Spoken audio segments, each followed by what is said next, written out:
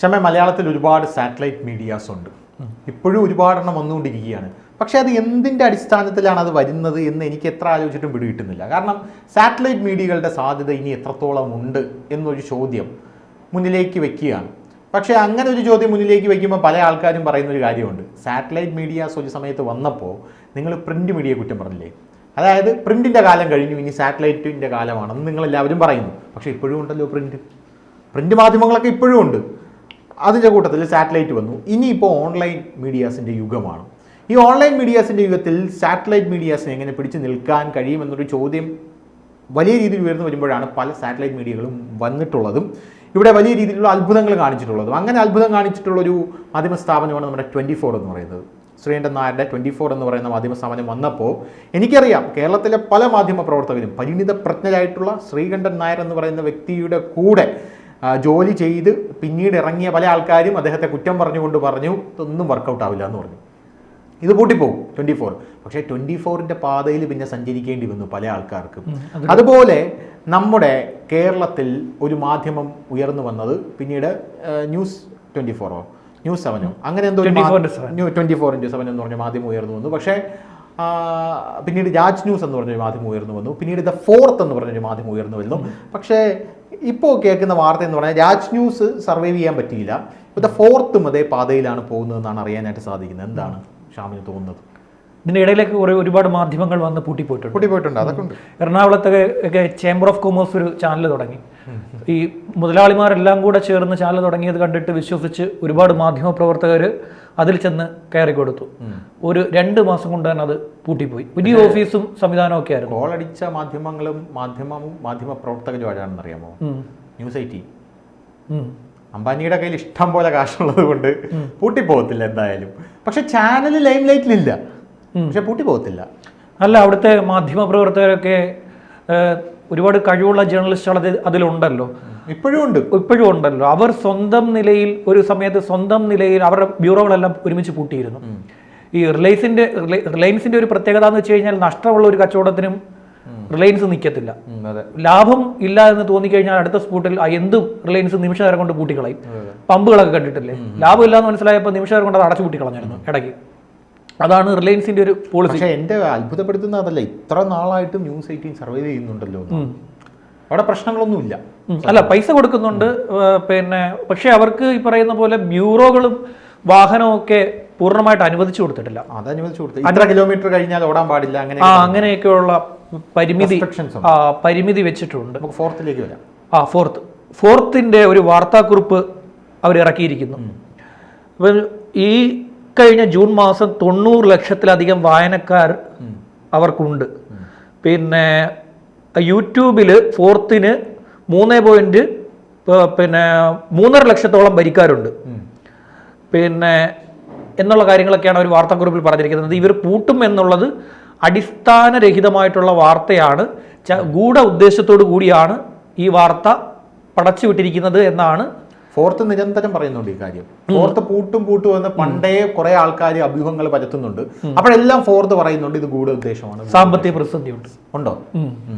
കടുത്ത സാമ്പത്തിക പ്രതിസന്ധി ആർക്കാ ഇല്ലാത്തത്? ഇവിടെ ഏഷ്യാനെറ്റ് മാത്രമേ ഉള്ളൂ ലാഭത്തിൽ ഓടുന്നത്, ബാക്കി എല്ലാവരും നഷ്ടത്തിലാണ് ഓടുന്നത്. ഫോർത്ത് ഒരു മാസം ഓടണം, അതിനെ റൺ ചെയ്യിക്കണമെങ്കിൽ 2 കോടിയെങ്കിലും രൂപ ചെലവാക്കണം. അതിലൊരു 1.25 കോടി, ഒരു 1.10 അവിടുത്തെ സാലറി കൊടുക്കണം.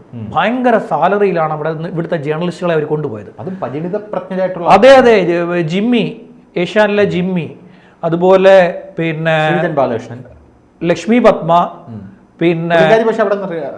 പോയി അവർക്ക് ഈ പ്രതിസന്ധി മനസ്സിലായിട്ട് അവർ പോയി. പിന്നെ നമ്മുടെ ജോർജ് പുളിക്കൻ, പിന്നെ അതുപോലെ നമ്മുടെ ശ്രീജ, മാതൃഭൂമിയിലെ ശ്രീജ, അങ്ങനെയുള്ള ഒരു ഒട്ടനവധി ജേർണലിസ്റ്റുകൾ അവിടെ ഈ ശമ്പളത്തിൻ്റെ ഹൈപ്പ് കണ്ടിട്ട് അവിടെ പോയി. ഇപ്പോൾ സാലറി അവിടെ വൈകി തുടങ്ങിയിട്ടുണ്ട്. ഇനിയുള്ള എന്ന് വെച്ച് കഴിഞ്ഞാൽ സാലറി വൈകി തുടങ്ങുക എന്ന് പറയുന്നത് തീർച്ചയായും ജേർണലിസ്റ്റുകളെ സംബന്ധിച്ചിടത്തോളം ഒരു തൊഴിലിടങ്ങളാണല്ലോ. അവിടെ സാലറി വൈകി തുടങ്ങുമ്പോൾ അവിടെ സംഭവിക്കുന്നത് വെച്ച് കഴിഞ്ഞാൽ ജേർണലിസ്റ്റുകൾക്ക് സാമ്പത്തിക ബുദ്ധിമുട്ടുണ്ടാവും. ഇപ്പോൾ വലിയ സാലറിയിലല്ലേ അവരെടുത്തിരിക്കുന്നത്. വലിയ സാലറിയിൽ എടുക്കുന്നവർ അവരുടെ ജീവിതത്തിന്റെ ചെലവും ആ രീതിയിലാക്കി കാണും. അതായത് താമസ സ്ഥലം മാറിക്കാണും, വലിയ ഫ്ലാറ്റുകൾ റെന്റ് എടുത്ത് കാണും, ചിലപ്പോൾ വലിയ സാലറി കണ്ടിട്ട് വാഹനം ഫിനാൻസ് ഇട്ട് എടുത്തിട്ടുണ്ടാകും. അങ്ങനെയുള്ള പല പല കാര്യങ്ങളും ഈ ജീവിതത്തിന്റെ നിലവാരം ഉയരുമ്പോൾ, അല്ല ശമ്പളം ഉയരുമ്പോൾ നിലവാരവും ഉയരുമല്ലോ. അപ്പോൾ ഈ സാലറി കിട്ടാതാവുമ്പോൾ ഇവിടെ ഈ പ്രശ്നങ്ങൾ ഇവിടെ അനുഭവിക്കും. പുറത്തു വരുന്ന വിവരങ്ങൾ അനുസരിച്ച് അവിടെ ഒരു മാധ്യമ പ്രവർത്തക ഇരുന്ന് കരഞ്ഞു എന്നൊക്കെയുള്ള വിവരങ്ങൾ പുറത്തേക്ക് ഈ തൊഴിൽ പ്രശ്നത്തെ തുടർന്ന് കരഞ്ഞു എന്നൊക്കെയുള്ള കാര്യങ്ങൾ വരുന്നുണ്ട്. അപ്പോൾ ഈ റിക്സൺ ഉമ്മൻ വർഗീസ് കഴിഞ്ഞ തവണ പറഞ്ഞത് ഈ വരുന്ന 17-ാം തീയതി ഈ ചാനൽ, ഈ ഓഗസ്റ്റ് 17-ാം തീയതി ഈ ചാനൽ പിന്നെ സാറ്റലൈറ്റിൽ വരുമെന്നാണ്. പക്ഷെ അവർക്ക് ഇതുവരെ ലൈസൻസ് കിട്ടിയിട്ടില്ല. ലൈസൻസ് എന്തുകൊണ്ടാണ് കേന്ദ്ര ലൈസൻസ് കൊടുക്കാൻ മടിക്കുന്നത്? ഈ ഇടത് ലിബറൽ ആശയങ്ങളും ഇസ്ലാമിക ആശയങ്ങളും ഉണ്ട് എന്നുള്ള സംശയം വന്നു കഴിഞ്ഞാൽ ഫണ്ടിങ്ങിന്റെ സോഴ്സ് കാണിക്കാൻ പറ്റും. അതെ, അതാണ് ഞാൻ പറഞ്ഞത്. പിന്നെ MSCS ആക്ട് ഉണ്ടല്ലോ, multi state cooperative society act 2002 അത് അമിത്ഷാ 2021 ഭേദഗതി ചെയ്തു. ഈ മൾട്ടി സ്റ്റേറ്റ് കോഓപ്പറേറ്റീവ് സൊസൈറ്റികളുടെ ഈ ഇടപെടലിൽ മൊത്തം സംശയങ്ങളായിരുന്നു. 2002 ഈ ആക്ടിൽ ഒരുപാട് പഴുതുകളുണ്ട്. അതായത് ഒരു സംസ്ഥാനത്തിന് ഉള്ളിൽ ഈ പല പല സംസ്ഥാനങ്ങളിൽ പടർന്നു കിടക്കുകയാണല്ലോ ഈ സാധനം. ഇവരെ പരിശോധിക്കണം, ഇവരിൽ എന്തെങ്കിലും ഒരു സാമ്പത്തിക ക്രമക്കേട് ഉണ്ട് എന്ന വിവരം ലഭിച്ച് ഇവർ പരിശോധന നടത്തണമെങ്കിൽ ഇവർക്ക് ആദ്യം എൻ്റെ അറിയിപ്പ് കൊടുക്കണം. ഒറ്റയടിക്ക് ചെന്ന് കയറാൻ പറ്റില്ല.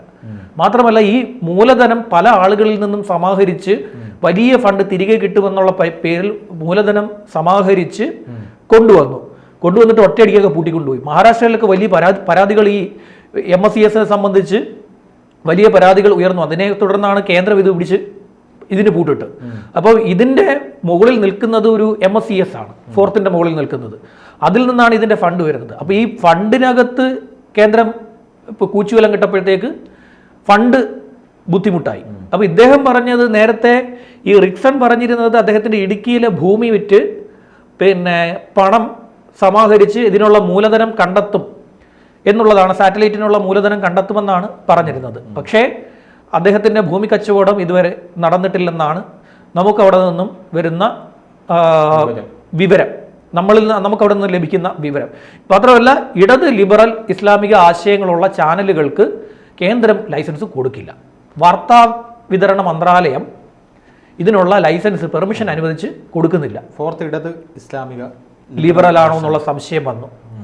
അതിനുള്ള ഫണ്ട് എവിടുന്നാണെന്ന്, ചാനലിൻ്റെ ഫണ്ട് എവിടുന്നാണെന്നുള്ള സംശയം വന്നപ്പോൾ അവിടുന്നുള്ള റിപ്പോർട്ട് അവിടെ ചെന്നു. അങ്ങനെയാണ് അതിൻ്റെ ലൈസൻസ് തടഞ്ഞു വെച്ചിരിക്കുന്നത്. ഇതിനേക്കാൾ പിന്നാലെ വന്നത്, ഇത് 2 വർഷമായി, ഈ ഓഗസ്റ്റ് 15 ആകുമ്പോൾ ഇത് 2 വർഷം ആവുകയാണ്. പിന്നെ ഇതിനേക്കാൾ പിന്നാലെ വന്ന 24/7 കിട്ടി, ലൈസൻസ് കിട്ടി. അവർ സാറ്റലൈറ്റിൽ വരികയും ചെയ്തിട്ടുണ്ട്, സാറ്റലൈറ്റ് വന്നിട്ടുണ്ട്. പക്ഷേ ഇവർക്ക് ഇതുവരെ വരാൻ സാധിച്ചിട്ടില്ല. ഇവിടെ ഒരു വലിയ മാറ്റം നടക്കുന്നുണ്ട്. എന്താണെന്നറിയാമോ? ഇവിടെയുള്ള ചാനലുകളുടെ ഇടത് സ്നേഹം കുറഞ്ഞു. ഇടത് സ്നേഹം കാര്യമായി കുറഞ്ഞു. ഇനി ഈ ഇടത് നയവുമായിട്ട് മുന്നോട്ട് പോകാൻ സാധിക്കില്ല എന്ന് ഇടതുപക്ഷവാദികൾ അതിനകത്ത് ഒരുപാട് ഉണ്ടെങ്കിലും അവരുടെ അജണ്ടകൾ മിണ്ടാതിരുന്നുകൊള്ളാൻ മാനേജ്മെന്റ് പറഞ്ഞു കഴിഞ്ഞു. പാർട്ടി കൊടി പിടിക്കുന്ന പരിപാടി ഇനി ഇവിടെ നടക്കില്ല. കാര്യം സ്ഥാപനം പൂട്ടിപ്പോവും. ഈ BJPയുടെ 3ാമതും അധികാരത്തിൽ വന്നതോടുകൂടി കാര്യങ്ങൾ നല്ല രീതിയിൽ ബോധ്യപ്പെട്ടു. ഇനി ഇവിടെ ഇരുന്നിട്ട് പറയുന്ന പാർട്ടി ബ്രാഞ്ച് സെക്രട്ടറിമാരായിട്ട് ഇരിക്കാൻ പറ്റില്ല. ചാനലിൽ രാത്രി 8 മണിക്ക് ചർച്ച നടത്തുന്നവർ ലോക്കൽ കമ്മിറ്റി സെക്രട്ടറി കയറിയെന്ന് ചർച്ച നടത്തണ്ടെന്ന് പറഞ്ഞിട്ടുണ്ട്. അതുകൊണ്ട് അവിടുത്തെ ഒരു മാറ്റം ശ്രദ്ധിച്ചില്ലേ? ആ മാറ്റം അറിയണമെങ്കിൽ റിപ്പോർട്ടർ കാണണം. റിപ്പോർട്ടർ TVയിൽ ഏറ്റവും വലുതായിട്ട് ഇടത് സ്നേഹം പറഞ്ഞിരുന്ന MV നികേഷ് കുമാർ അവിടെ നിന്നും പോയി. അദ്ദേഹം രാഷ്ട്രീയത്തിലേക്ക് മടങ്ങിപ്പോയിട്ടുണ്ട്. പിന്നീട് അവിടെ ഇടത് സ്നേഹം പറയുന്നത് ഉണ്ണി ബാലകൃഷ്ണനും അതുപോലെ തന്നെ അരുൺകുമാറും, അവരാണ് വലിയ ഇടത് സ്നേഹം പറഞ്ഞുകൊണ്ട് ഇരിക്കുന്നത്. BJP നിലപാടുകൾ അടങ്ങി ഇരുന്നോളാൻ പറഞ്ഞു. അടങ്ങി ഈ പറയുന്ന പാർട്ടി സ്നേഹം കുറച്ചേക്കാൻ പറഞ്ഞിട്ടുണ്ട്. മുതലാളി എന്നെ നേരിട്ട് കയറിയിരിക്കുന്നു. മുതലാളി കയറിയിരുന്ന്, മുതലാളി ഇതിനെ ഇപ്പൊ എന്താ പറയുക, മുതലാളി കൂടെ കയറിയിരുന്നാണ് ഇപ്പൊ കാര്യങ്ങളെ കൈകാര്യം ചെയ്തുകൊണ്ട് പൊക്കോണ്ടിരിക്കുന്നത്. അതേസമയം സുജയ് ചേച്ചി ഇഷ്ടം പോലെ ഈ പറയുന്ന BJP സ്നേഹം പറയുകയും ചെയ്തു. ആറാടുകയാണ് അവിടെ കിടന്ന്. അവിടെ ഇരുന്ന് സുജയ് ചേച്ചി ഒരു പിന്നെ സർസംഘചാലകായി മാറിയിട്ടുണ്ട് ഇപ്പൊ അവിടെ. പുള്ളിക്കാരിയാണ്, നിയന്ത്രണമില്ല പുള്ളിക്കാരി അവിടെ ഇരുന്ന് ഇത് പറയുന്നത് മാക്സിമം ഇതെല്ലാം പറയുന്നുണ്ട്. ഈ RSS സ്നേഹവും BJP സ്നേഹവും എല്ലാം പറയുന്നുണ്ട്. ചേച്ചിയുടെ അടുത്ത് മിണ്ടാതിരിക്കാനും പറയുന്നില്ല, അതിനി ഇവർ പറയാത്തയാണോ പറഞ്ഞാൽ കേൾക്കാത്തയാണോ എന്ന് അറിയത്തില്ല. പക്ഷേ കാര്യമായി അവിടെ പറയുന്നുണ്ട്. അവിടെ ചെന്ന് ഈ പറയുന്ന ലെഫ്റ്റ് ലിബറൽ ആശയം ചെന്ന് അവിടെ പറഞ്ഞു കഴിഞ്ഞാൽ പോടാന്ന് പറയുകയും ചെയ്തിട്ടുണ്ട്. ഇടയ്ക്ക് പോടാ എന്ന് പറയുന്ന രീതിയിൽ തന്നെ ആ മുടിയില്ലാത്ത മനുഷ്യനെ വിരട്ടുകയും ചെയ്യും ഇടയ്ക്ക്. പിടിച്ചു പക്ഷെ അതൊക്കെ അവരുടെ ഒരു അന്തർധാര സജീവമാണെന്നാണ് എനിക്ക് കിട്ടുന്ന ഒരു അറിവ്. ആരാ? ഒരിക്കലും അല്ല. ആ മനുഷ്യനെ ചേച്ചിക്ക് ഒട്ടും ഇഷ്ടമല്ല. ഞാൻ പറഞ്ഞാൽ വിശ്വസിക്കാമല്ലോ. ആ മനുഷ്യനെ ചേച്ചിക്ക് കണ്ണിന് കണ്ടാ കണ്ടുകൂടാ. അത് ഞാൻ പറയുന്നത് മനസ്സിലായല്ലോ. എനിക്ക് ചേച്ചിയെ നന്നായിട്ട് അറിയാവുന്ന ഒരാളാണ്. അപ്പോൾ ആ രീതിയിൽ ചേച്ചി അവിടെ നടത്തുന്നുണ്ട്. അതുപോലെ തന്നെ സാറിന്റെ എസ്കേനിലേക്ക് വരുമ്പോൾ അതൊരു വലിയ വിപ്ലവമായിരുന്നു. ധനുഷ് ആദ്യം സൂചിപ്പിച്ച പോലെ തന്നെ ഈ മാധ്യമ രംഗത്തെ ഏറ്റവും വലിയ വിപ്ലവമാണ് കൊണ്ടുവന്നത്. സാറ് ഒരു വിപ്ലവം വന്നത് നികേഷ് കുമാർ ഇന്ത്യ വിഷൻ തുടങ്ങിയപ്പോൾ ശേഷം ഒരു വിപ്ലവം മാധ്യമ രംഗത്ത് വരുന്നത് സാറാണ്, ശ്രീകണ്ഠൻ സാറാണ്. പിന്നെ ആ ഒരു വിപ്ലവം വലിയ രീതിയിൽ. പക്ഷെ അത് വരുന്ന സമയത്ത് എല്ലാവരും പുച്ഛിച്ചു. എല്ലാവരും അതിന്റെ പുറകെ അണിനിരക്കുന്നത്. ഏഷ്യാനെറ്റ് ന്യൂസ് പോലും ആര് വന്നാലും കുലുങ്ങില്ല എന്ന് പറഞ്ഞിരിക്കുന്ന ഒരു മാധ്യമ സ്ഥാപനമാണ്. ഒരു മാറ്റവും ഞങ്ങൾ വരുത്തില്ല. ഒരു മാറ്റവും വരുന്നില്ല. ഞങ്ങൾ ആ പഴയ വിന്റേജ് മോഡലിൽ തന്നെ അതേ രീതിയിൽ ഞങ്ങൾ പോകത്തുള്ളൂ. പക്ഷെ ചില നിലപാടിലൊക്കെ ഏഷ്യാനെറ്റ് അങ്ങനെ നിൽക്കുന്നു. മുൻഷിയിടേണ്ട സമയത്ത് തന്നെ മുൻഷി ഉണ്ട്. അന്നേരം ഇനി ലോകം തന്നെ ഇടിഞ്ഞുകൊണ്ടിരുന്നാലും അവര് മുൻഷി ഓടിക്കേണ്ടത് അവര് മുൻഷി. അത് ഒരു ഉടനെ മാറ്റേണ്ടി വരും. കാരണം ഇങ്ങനെ പോയി കഴിഞ്ഞാൽ 24-ഉം റിപ്പോർട്ടറൊക്കെ ഏഷ്യാനെറ്റിനെ ഓവർടേക്ക് ചെയ്യുന്ന ഒരു സാഹചര്യം ഉണ്ടാകും. ഇപ്പൊ തന്നെ സോഷ്യൽ മീഡിയ പ്ലാറ്റ്ഫോമിൽ ഏഷ്യാനെറ്റ് ഒന്നും അല്ല. ഏഷ്യാനെറ്റ് വൈകിട്ട് 6 മണിക്ക് ശേഷം മാത്രമേ കയറി വരാൻ പറ്റൂ. സോഷ്യൽ മീഡിയയിൽ യൂട്യൂബിൽ അവരുടെ വ്യൂവേഴ്സിന് റിപ്പോർട്ടറും 24 ഫസ്റ്റേക്കും ഇടിച്ചിടിച്ച് നിൽക്കുന്നത്. സാറ് നിന്നാൽ 24 നിൽക്കത്തുള്ളൂ. സാറ് കയറി നിൽക്കുകയാണെങ്കിൽ, സാറ് തട്ടയിൽ കയറി നിൽപ്പിക്കുന്നുണ്ടെങ്കിൽ, പിന്നെ തട്ടയിൽ കയറി നിൽക്കാതെ ഫ്രെയിമിൽ നിൽക്കാന്നുണ്ടെങ്കിൽ, ഫ്രെയിമിൽ നിൽക്കുന്നുണ്ടെങ്കിൽ 24 അല്ലാതെ 24-നെ വെല്ലാൻ ഒരു ചാനലും യൂട്യൂബിൽ പറ്റത്തില്ല. കാര്യം പുള്ളിക്ക് അദ്ദേഹത്തിൻ്റെതായിട്ടുള്ള പ്രേക്ഷകരുണ്ട്. അദ്ദേഹം ചുമ്മാ വരുന്ന ആ കസേര വന്നിരുന്ന് ഉറങ്ങിയാൽ വരെ അത് കാണാൻ ആളുണ്ട്. ഞാൻ പറഞ്ഞ കാര്യം വെറുതെ ഒരു കസേര ഇട്ടിട്ട് ലൈവിലിരുന്ന് ഉറങ്ങിയാൽ വരെ ശ്രീകണ്ഠൻ നായർ സാറിനെ കാണാൻ ആളുണ്ട്. അതാണ് അതിൻ്റെ ഒരു പ്രത്യേകത. അവിടെയും ഈ പറയുന്ന ലിമിറ്റേഷൻ വന്നിട്ടുണ്ട്. ഇടത് എന്ന് പറയുന്ന ആ ഇടത് സ്നേഹത്തിൽ വലിയ കുറവ് അവിടെയും വന്നിട്ടുണ്ട്. അവിടെയും ഒരു പ്രോ BJP ആറ്റിറ്റ്യൂഡ് അവരിലും ഇപ്പോൾ കുറേയൊക്കെ പിന്നെ കാണാൻ സാധിക്കുന്നുണ്ട്. മലയാളത്തിലെ പല മാധ്യമങ്ങൾക്കും അത്തരത്തിൽ മാറ്റം വന്നിട്ടുണ്ട്. ഈ മാറ്റാൻ പറ്റാത്തൊരു സാധനം കൈരളിയാണ്. അത് പിന്നെ ആ വഴിക്കേ പോകത്തുള്ളൂ. അത് പിന്നെ ആ വഴിക്ക് പോകുന്നതുകൊണ്ട് അതിനെയൊന്നും മാറ്റാൻ പറ്റത്തില്ല. പിന്നുള്ള ഒരു സാധനം മാറ്റാൻ പറ്റാത്തതാ ജയ്ഹിന്ദ്. അത് പിന്നെ ആരും കാണുന്നതുമില്ല. ജയ്ഹിന്ദ് ഉണ്ടോ ഇപ്പോൾ? ഉണ്ട്. മാധ്യമപ്രവർത്തകർ ജോലി ചെയ്യുന്നുണ്ട്. മാധ്യമപ്രവർത്തകർ കുറച്ച് മാധ്യമപ്രവർത്തകർ ജോലി ചെയ്യുന്നു. എനിക്കറിയില്ല എങ്ങനെ ജോലി ചെയ്യുന്നു. അതുപോലെ ആ ചാനൽ കൊണ്ടുവന്ന ആദ്യത്തെ എന്തായിരുന്നെന്നറിയാമോ? കൊച്ചിയിൽ ഒരു കപ്പൽ വാടകയ്ക്കെടുത്ത് ഒരു ദിവസം ടൂർ കൊണ്ടുപോയി ജീവനക്കാരെ മുഴുവൻ അവിടെ. അല്ല, വളരെ പ്രതാപത്തോടു കൂടി, ഭയങ്കര പ്രതാപത്തിൽ വന്ന ഒരു സാധനമാണ്. അങ്ങനെ തന്നെ നിന്നൊരു ചാനലുമാണ്. അതെ. ഇന്ന് ഭരണം പോയോ അന്ന് ചാനലും പോയി. അതെ, ഭരണം പോയി, ചാനലും പോയി. ചാനലിൽ എന്താ HD പോലും ഇല്ല, HD ക്വാളിറ്റി പോലും ഇല്ലല്ലേ. എനിക്ക് തോന്നുന്നു അവരുടെ ക്യാമറ ഇപ്പോഴും ടേപ്പാണ് ഉപയോഗിക്കുന്നത്. അല്ലേ, ടേപ്പാണ് ഉപയോഗിക്കുന്നത്. മുട്ടക്കാട്ടൻ ക്യാമറയാണ് അവർ ഉപയോഗിക്കുന്നത്. അപ്പൊ ഈ ഓരോരുത്തർ വന്ന് ഓരോ ചാനൽ അങ്ങ് തുടങ്ങും. എന്നിട്ട് കുറേ ജേർണലിസ്റ്റുകളുടെ കരിയർ അതിൽ കൊണ്ടുപോയി നശിപ്പിച്ച് കളയുന്ന ഒരവസ്ഥ. കുറേ ജേർണലിസ്റ്റുകൾ ഇങ്ങനെ ഇവർ വന്ന് പുതിയ ചാനൽ വരുമ്പോഴത്തേക്ക് പറയും വലിയ സാലറി ഓഫർ ചെയ്യുമ്പോഴത്തേക്ക് ഈ രാജ് ന്യൂസ് വന്നു.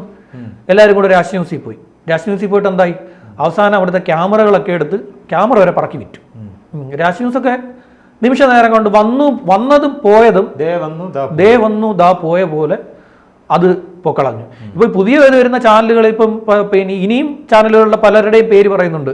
പലരും ഇനി പുതിയ ചാനലുകൾ, ഈ ടൈംസ് നൗ ഒക്കെ മലയാളത്തിൽ തുടങ്ങാൻ പോകുന്നു, ഇന്ത്യ ടുഡേ മലയാളത്തിൽ തുടങ്ങാൻ പോകുന്നു എന്നൊക്കെയുള്ള പ്രഖ്യാപനങ്ങൾ, അറിയിപ്പുകളൊക്കെ വരുന്നുണ്ട്. പക്ഷേ അവരൊന്നും തുടങ്ങുമെന്നറിയില്ല. ഈ ഇത്ര ഇട്ടാവട്ടം കേരളത്തിൽ എത്ര ന്യൂസ് ചാനലാണ് കിടക്കുന്നത്? എന്തായാലും 24-നെ ഇനി മറിച്ചുകൊണ്ട് പോകാൻ പറ്റില്ല. 24-നെ ഒരു കാരണവശാലും മറിക്കാൻ പറ്റില്ല. പിന്നെ ഈ കേരളം കണ്ടിട്ടില്ലാത്ത വിഷ്വലുകൾ വരെ ഏഷ്യാനെറ്റിന്റെ പക്കലുള്ളതുകൊണ്ട് അവരെ എങ്ങനെയായാലും ഓടിച്ചുകൊണ്ട് പോരും. കേരളം ഇതുവരെ കാണാത്ത വിഷ്വൽ, എന്താ നമ്മൾ യൂട്യൂബിൽ പോലും കിട്ടാത്ത കേരളത്തിലെ വിഷ്വൽസ് ഏഷ്യാനെറ്റിന്റെ ലൈബ്രറിയിൽ ഇരിപ്പുണ്ട്. അത് അവിടെ ഇരിക്കുന്നിടത്തോളം കാലം ഏഷ്യാനെറ്റ് അത് ഓടിപ്പോകും. ഏഷ്യാനെറ്റിനെ തൊടാൻ പറ്റില്ല. അവർ ശ്രദ്ധിച്ചിട്ടില്ലേ? വർഷങ്ങൾക്ക് മുമ്പ് കരുണാകരൻ വിഷ്വൽ ലൈബ്രറി അത് ഭയങ്കര ശക്തമാണ്, ഭയങ്കര ശക്തമായിട്ടുള്ള സാധനമാണ്. ഇടയ്ക്ക് 1992 SFI മാർച്ചൊക്കെ എടുത്തിട്ടുള്ളൂ. ചുമ്മാ എന്തെങ്കിലുമൊക്കെ പ്രശ്നം ഉണ്ടാകുമ്പോഴേ SFIയുടെ പഴയ SFI എന്തായിരുന്നു കാണിക്കാൻ ഗൗരിയമ്മയുടെ പ്രസംഗം ഗൗരിയമ്മയുടെ പ്രസംഗമൊക്കെ എടുത്തിട്ട് കളയും. ഏതോ ഒരു നേതാവ് സംസാരിച്ചുകൊണ്ടിരുന്നപ്പോഴാണ് SFIയുടെ എന്ത് അക്രമമാണ് ഉണ്ടാക്കിയിട്ട് കൊടുത്തുള്ളതെന്ന് ചർച്ചയിലിരുന്ന് പറഞ്ഞു. 95 അക്രമം എടുത്തിട്ട് കൊടുത്തു. സെക്രട്ടേറിയറ്റിന്റെ അവിടെ വണ്ടി എത്തിക്കുന്ന എടുത്തു. ഉമ്മൻചാണ്ടി ദേഷ്യപ്പെടുന്ന കണ്ടിട്ടുണ്ടോ? ദേഷ്യപ്പെടുന്ന വിഷ്വൽ പഴയ വിഷ്വൽ അതങ്ങനെയുള്ള സാധനങ്ങളൊക്കെ എടുത്ത് അതുള്ളതുകൊണ്ട് അവർ ഓടിപ്പോവും. പക്ഷെ ഇങ്ങനെയുള്ള സ്ഥാപനങ്ങൾ പിന്നെ നിന്നു പോവും. ഇനി ഇവിടെ ഇടത് ലിബറൽ ആശയങ്ങളുമായി വരുന്ന ചാനലുകൾക്ക് നിൽക്കാൻ പറ്റില്ല. അത് പറ്റില്ല. കാര്യമെന്ന് വെച്ച് കഴിഞ്ഞാൽ അത് ഇവിടെ ഈ പാർട്ടി തന്നെ അത് നശിപ്പിച്ചു. കമ്മ്യൂണിസ്റ്റ് പാർട്ടി അത് നശിപ്പിച്ചു. ഇനി അതുകൊണ്ട് ഇവിടെ കമ്മ്യൂണിസ്റ്റ് പാർട്ടിക്ക് ഇനി കമ്മ്യൂണിസ്റ്റ് പാർട്ടി സ്നേഹം, കമ്മ്യൂണിസ്റ്റ് പാർട്ടി തന്നെ നശിപ്പിച്ച സ്ഥിതിക്ക് ഇനി കമ്മ്യൂണിസ്റ്റ് പാർട്ടിയുടെ സ്നേഹവും പറഞ്ഞുകൊണ്ട് വരുന്ന ഒരു ചാനലിലും പാർട്ടി അടിമകൾക്ക് നിലനിൽക്കണമെങ്കിൽ ആദ്യം പാർട്ടി പ്രതാപകാലത്തിലോട്ട് തിരിച്ചു വരണം. പാർട്ടി പ്രതാപകാലത്തിൽ തിരിച്ചു വരണം. പാർട്ടി നശിച്ചു കഴിഞ്ഞാൽ അടിമകളും സ്വയമേവ അതുണ്ടായ കണ്ണൂർ തന്നെ അത് നശിച്ചു. അതെ അതെ. ഈ പി കൃഷ്ണപിള്ളയും AK ഇപ്പൊ പാർട്ടി അടിമകൾ അവലംബിക്കുന്ന ഒരു വഴിയുണ്ട്. സ്വല്പം കവിത, സ്വല്പം കഥാരചന, ഇതൊക്കെ ആയിട്ട് ചാനലുകളിൽ ഇതുപോലുള്ള ചാനലുകളിലൊക്കെ പോയി ഒതുങ്ങിക്കൂടുക അങ്ങനെയൊക്കെ ഇരിക്കുക എന്നുള്ളതേ ഉള്ളൂ. ആ ഇടത് സ്നേഹം പറയുന്ന ഒരു ജേർണലിസ്റ്റിന് ഇനി നിൽക്കുന്നു പോകാൻ പറ്റില്ല. ഇടത് സ്നേഹം പറഞ്ഞുകൊണ്ട് ഒരു ജേർണലിസ്റ്റിനും ഇനി അത് അല്ലെങ്കിൽ അദ്ദേഹം എന്തായിരിക്കണം, കൈരളിയിലിരിക്കണം. കൈരളിയിലെങ്ങാനും ജോലി കെട്ടി പോയിരിക്കണം. അല്ലാതെ കൈരളിയിലെല്ലാം ജോലിയുടെ സാലറി അറിയാലോ, വലിയ സാലറി കിട്ടത്തില്ല. 24 കിട്ടുന്നത് പോലൊന്നും സാലറി അവിടെ കിട്ടില്ല. 24ലും മറ്റ് മീഡിയാസ് കിട്ടുന്ന സാലറി കൈരളിയിലും കിട്ടില്ല, ജയ്ഹിന്ദിലും കിട്ടില്ല, വലിയ സാലറി കിട്ടില്ല. പിന്നെ ഇതിൽ ബാക്കിയുള്ള ഇപ്പോൾ ഉള്ള ചാനലുകളിനകത്ത് ഈ പറയുന്ന മാതൃഭൂമി പോലും പ്രതിസന്ധി നേരിടുന്നുണ്ട്. മാതൃഭൂമി അവരുടെ പിന്നെ ആളുകളോട് പത്രം എടുക്കാൻ, പത്രത്തിന് സർക്കുലേഷൻ കൂട്ടാൻ പറഞ്ഞിരിക്കുകയാണ് സ്റ്റാഫുകളോട്. പത്രം ഇടിഞ്ഞു, സർക്കുലേഷൻ മൊത്തം ഇടിഞ്ഞു പോയി. അതായത് നല്ല രീതിയിൽ അവർക്കുള്ള സർക്കുലേഷൻ അവർ തന്നെ നശിപ്പിച്ചു. നേരത്തെ മീശ നോവൽ കൊണ്ടുവന്ന് കുറേ നശിപ്പിച്ചു.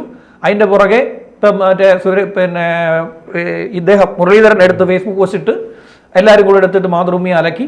അതോടുകൂടി ഉള്ള സർക്കുലേഷൻ മൊത്തം പോയി. പിന്നെ ചാനലാണെങ്കിൽ റേറ്റിംഗിലില്ല.